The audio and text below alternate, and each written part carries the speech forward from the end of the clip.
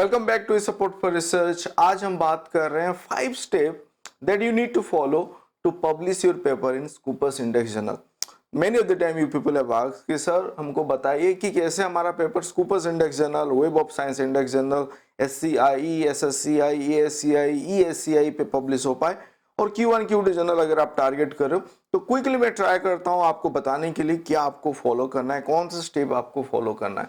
The first thing that आपको follow करना है is that you need to identify suitable journal. Journal finder आपको देखना है। जर्नल फाइंडर क्या है?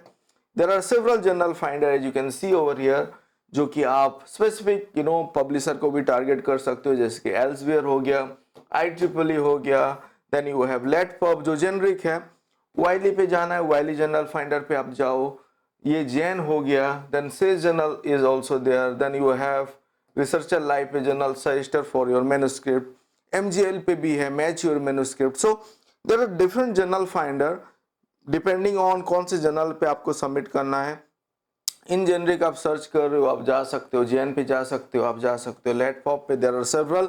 आई have talked about it in one of the video जहाँ पे कि 18 जनरल सजेस्टर के बारे में मैंने बात किया। आई एम श्योर आपने वो वीडियो देखा होगा। अगर आपने वो वीडियो नहीं देखा that means you have not subscribe to our channel. Do subscribe, वो वीडियो आप देखो, आप stay connected, then you will be covering so many topic. मैं कवर कर रहा हूँ जो कि आपको अपने रिसर्च जर्नी पे हेल्पफुल होगा। सो चलिए इस पे बात करते हैं। Again as we are talking about it, जो सेकंड स्टेप है प्रिपेयर योर पेपर। आप यहाँ पे थोड़ा आपको फोकस करना है क्योंकि paper preparation is again vital.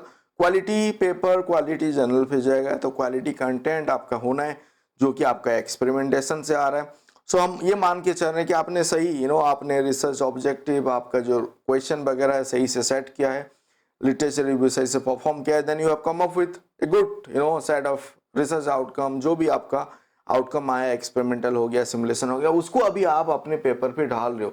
तो यहाँ पे जब अपना मैन्युस्क्रिप्ट आप रेडी कर रहे हो, then this step you can follow. यहाँ पे जो है that step to organise your manuscript. यहाँ पे आपको ध्यान देना है, आपको पहले अपना फिगर एंड टेबल रेडी रखना है। मेथड, रिजल्ट आप फिर आप अप्रोच कर सकते हो। मतलब यहाँ पे ये आप अपने ड्राफ्ट जब बना रहे हो तो ये पहले रेडी रखो जो कि आपका बेसिकली रिजल्ट से आ रहा है।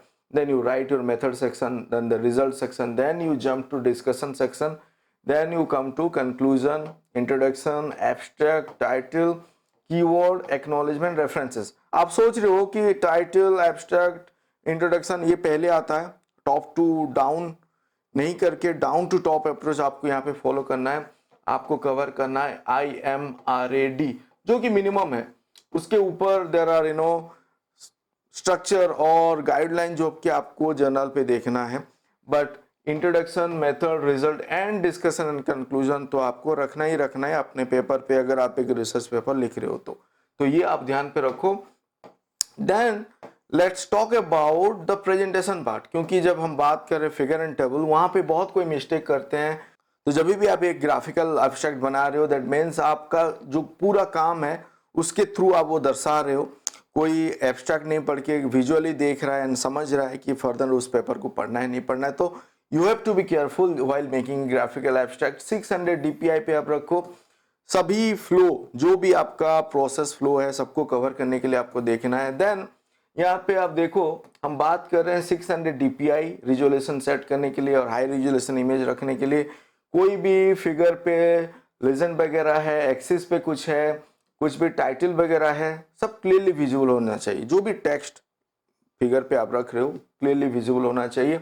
अब इस तरह का फिगर बेसिकली होना चाहिए, ना कि इस तरह का फिगर। अगर आप प्रेजेंट कर रहे हो अपना डेटा, आप श्योर नहीं हो कौन सा प्लॉट यूज करना है, you might do it in this manner. And यहाँ पे आप देखो लेजेंड जो भी यहाँ पे कुछ क्लियरली विजिबल नहीं है, तो this will lead to rejection. आपका पेपर रिजेक्ट होने का मैक्सिमम चांसेस रहता है। Though you have done a beautiful work, आपने बहुत ही अच्छा एक काम किया है, बट आपने सही से उसको प्रेजेंट नहीं किया है। Next thing is that you need to check the author guideline क्या है। कोई भी एक जर्नल, जैसे कि मान लेते हैं इस जर्नल पे आप पहुंचे हो थ्रू जर्नल सजेस्टर और आपने पहले से डिसाइड किया था बेस्ड ऑन योर वर्क कि मुझे इस जर्नल पे पब्लिश करना है, then you have to look into the guide for author. यहाँ पे क्या बताया गया है, क्या डिक्लेरेशन पे रखना है, एथिकल प्रैक्टिसेस यहाँ पे क्या फॉलो किया जा रहा है, क्या यहाँ पे स्टैंडर्ड टेम्पलेट है, क्या स्ट्रक्चर रखना है, एक बार आप यहाँ पे ध्यान देना है। देन आपको आना है, आपको चेक करना है लेंथ ऑफ द मैन्युस्क्रिप्ट पे एक बार आप ध्यान दो, जहाँ पे कि आप बात करते हो टाइटल क्या होना है, शॉर्ट एंड इंफॉर्मेटिव होना है, आपका abstract 1 paragraph not more than 250 words, let's say up to 350 words, not more than that, introduction 1.5 to 2 pages, method 2 to 3 pages हो गया, देन रिजल्ट आपका 6 to 8 pages, discussion 4 to 6 pages, then conclusion आपका 1 paragraph हो गया, figure हो गया 6 to 8, table 1 to 3, references 20 to 50। रिसर्च पेपर के लिए अगर हम बात करें 20 to 50 इज ओके, एंड अगर रिव्यू पेपर वगैरह हो गया 100 150, more than that also it is there, that depends आपका काम क्या है। एंड हम जैसे मैं बोल रहा था इसके ऊपर मैंने इन डिटेल बात किया है, तो आप उस पर भी ध्यान दे सकते हो। Now it is mandatory in the preparation of manuscript. जब हम बात कर रहे हैं author contribution, declaration section, data availability statement, ये सब आपका अभी मैंडेटरी है, जो आपको ध्यान देना है। अगर आपने कहीं से भी डेटा लिया है, आप यहाँ पे डिक्लेयर करो, खुद से डेटा जनरेट किया है, वो डेटा कैसे बाकी रीडर अवेल कर सकें उस बारे में आप सोचो, कहाँ पे रखो। There are different available data sources जहाँ पे आप डेटा को रख के यहाँ पे हाइपरलिंक देके भी साइट कर सकते हो। अगर मेडिकल रिलेटेड काम है, अगर आप जनरेटिव एआई यूज करो, उसको डिक्लेयर करो। और मेडिकल पे जैसे मैं बात कर रहा था, वहाँ पे अगर कुछ काम है, कंसेंट टू पार्टिसिपेट हो गया, एथिकल अप्रूवल हो गया, कन्फ्लिक्ट ऑफ इंटरेस्ट हो गया, वो सब चीज़ भी आपको ध्यान पे रखना है। फंडिंग सोर्सेस के बारे में भी आपको डिक्लेयर करना है। So this is now it is mandatory. इसके ऊपर भी मैं एक डेडिकेटेड वीडियो लेके आ रहा हूँ, तो आपको वीडियो मिल जाएगा हमारे चैनल पे। So that's why I'm telling, do subscribe, stay connected. Then the next step is verify Scopus indexing. आपको लग रहा होगा कि हम Scopus journal पे सबमिट कर रहे हैं, पर as you know there are proprietary journal, there are clone journal, there are fake journal जो कि behave कर रहे हैं like they are the original journal। मैंने उसके बारे में भी बात किया हुआ है। So though you are submitting to a Scopus journal, एक बार उसको वेरीफाई कर लो कि वो ओरिजिनली Scopus journal है नहीं है। कहाँ पे आप वेरीफाई करोगे? आप तो पहले SCI मागो पे भी आके देख सकते हो, हालांकि वहाँ पे 1 साल का थोड़ा लेकिंग रहता है, बट यहाँ पे आने का मकसद ये है कि आपको SGR और आपको वैल्यू भी मिलेगा SGR का, एंड क्वार्टर इन्फॉर्मेशन आपको मिलेगा। जैसे कि हमने इस जर्नल का बायोमेडिकल सिग्नल प्रोसेसिंग का यहाँ पे देखा है, तो ये आप देखो quarter Q1 and Q2 Q1 पे ही है, not Q2, even it is in Q1 quarter पे है, ग्रीन पे। This is Q2, this is Q3, and अगर और डीप कलर है like this, it is Q4, that signify. तो आपको वो इंफॉर्मेशन मिल जाएगा कि प्रेजेंट ईयर पे उसका क्वार्टर क्या इंफॉर्मेशन है।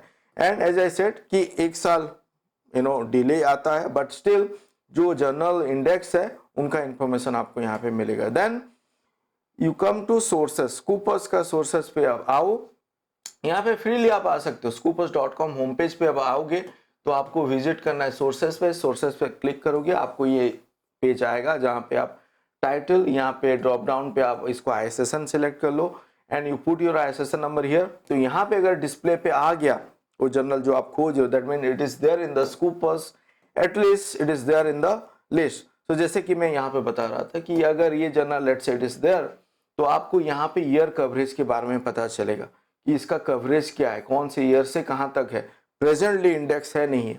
यहाँ पे भी क्लैरिटी नहीं आ रहा है, let's say we are talking about 2025 पे, बट यहाँ पे 2024 है और it is not clear over here. Then एक बार आप स्कूपर्स कंटेंट कवरेज को भी क्लिक करके देखो कि प्रेजेंट ईयर पे कुछ डॉक्यूमेंट आया है और नहीं आया, मतलब पब्लिश जो हुआ है स्कूपर्स पे एंट्री हुआ है नहीं हुआ है, यहाँ पे स्कूपर्स कंटेंट कवरेज पे आपको मिलेगा। Other than that you'll get to know about the site score, SGR value, SNIP value, जो कि आपको स्टैंडर्ड मेंटेन करने के लिए भी हेल्प कर रहा है।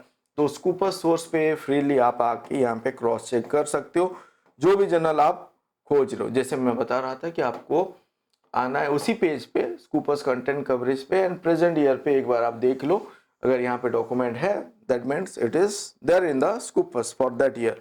फिर भी अगर डाउट है, आप जाओ स्कूपर्स का कॉन्टैक्ट अस पेज पे, वहां पे डिटेल भरो सब जर्नल के बारे में और स्कूपर्स को पूछो, then they will tell you कि उसका प्रेजेंट सिचुएशन क्या है। वो फाइनल आप वहां पे क्रॉस चेक कर सकते हो। Then check AI detection and similarity index. आपका पेपर रेडी है, दो यू आर थिंकिंग कि आपका खुद का काम है, एक बार आप वेरीफाई कर लो EI डिटेक्शन और सिमिलरिटी इंडेक्स आ रहा है नहीं आ रहा है, जैसे कि now it is you have Turnitin, you have DrillBit, there are iThenticate, there are different software that are there जो आपके यूनिवर्सिटी पे है, जो आपके पास है, आप उसके थ्रू चेक कर सकते हो। देन आप एक बार आ गया similarity, then you have to follow the general guideline कि मिनिमम कितना रख के जाना है। मैंने हमेशा मैं बात करता हूँ कि try to have as much as possible इसको कम करने के लिए। एंड जो भी एक्सटर्नल सोर्सेस है 1 और लेस देन 1 अगर रह रहा है तो ऑब्वियसली अगर ये 20% भी है तो इट इज़ फाइन, बट अगर इंडिविजुअल सोर्सेज 1 और मोर से ज़्यादा है दैट मीन्स आपका वहाँ पे दिक्कत है, आपको पैराफ्रेज रिफ्रेश करके आना है। And do not miss out to citation. जब आप इसको घटा रहे हो परसेंटेज के it is okay, but cite आपको करना है ईच सोर्सेस को, साइटेशन आपको मिस आउट नहीं करना है। साइटेशन अगर आप मिस आउट करोगे दो you have done the paraphrasing everything but still वो प्लेजराइज्ड की तरफ लेके जाएगा। तो प्रॉपर्ली साइट करना है सोर्सेस को एंड देन आपको फिर बढ़ना है। Then you submit your paper to your जो भी आपने जर्नल सिलेक्ट किया है। लेट्स से ये जर्नल हमने सिलेक्ट किया है तो यहाँ पे आपके पास ऑप्शन है, right. You come to any journal home page, you will have some option कहाँ से आप सबमिट करोगे। जैसे यहाँ पे सबमिट योर मैन्युस्क्रिप्ट है तो यहाँ पे मैं आया and then it will lead to this page जो कि सबमिशन मैनेजर है, एडिटोरियल मैनेजर पेज है। यहाँ पे आप अपना अकाउंट क्रिएट करके कर सकते हो। फर्स्ट टाइम अगर आप कर रहे हो I will advise to have ORCID ID. ORCID ID रखने से यही फायदा है कि आप कोई भी जर्नल पे उसी ऑर्किड आईडी के थ्रू लॉग इन कर सकते हो। मतलब आपका जब रजिस्ट्रेशन भी कर रहे हो तो ऑर्किड से इन्फॉर्मेशन वो ले लेगा, ज़्यादा टाइम आपको नहीं लगेगा वहाँ पे रजिस्ट्रेशन करने के लिए।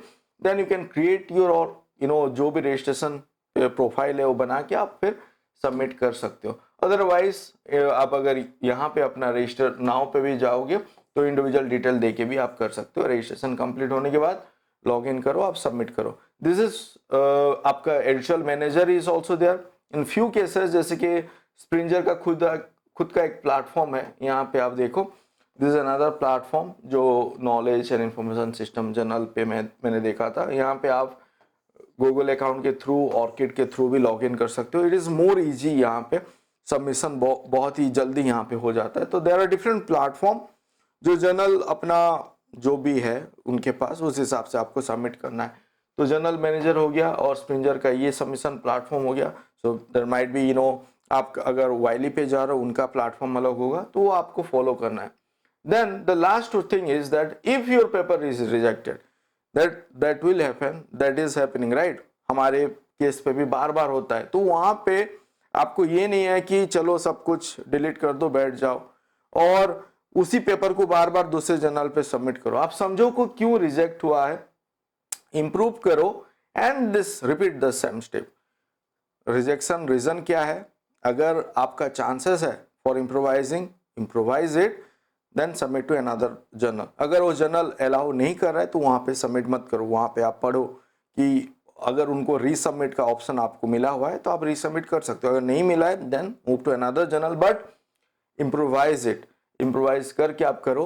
और एक चीज आपको ध्यान देना है कि जब भी हम रीसबमिट कर रहे हैं, क्योंकि अगर आप मान लो स्प्रिंजर से रिजेक्शन आया, स्प्रिंजर का कोई एक जर्नल से, वहाँ पे चांसेस है कि जर्नल का जो उनका जो प्लेटफॉर्म है वहाँ पे आपका पहले से वो पेपर है।